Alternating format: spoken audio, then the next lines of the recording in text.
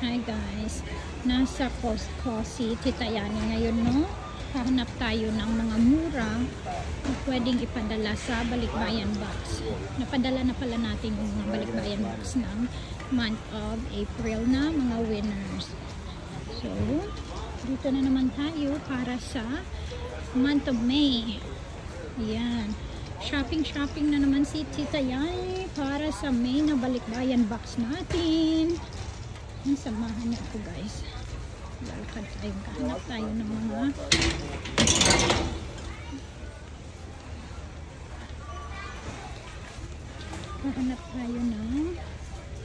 mga mura, masasarap na pwedeng ilagay sa Balikbayan Box.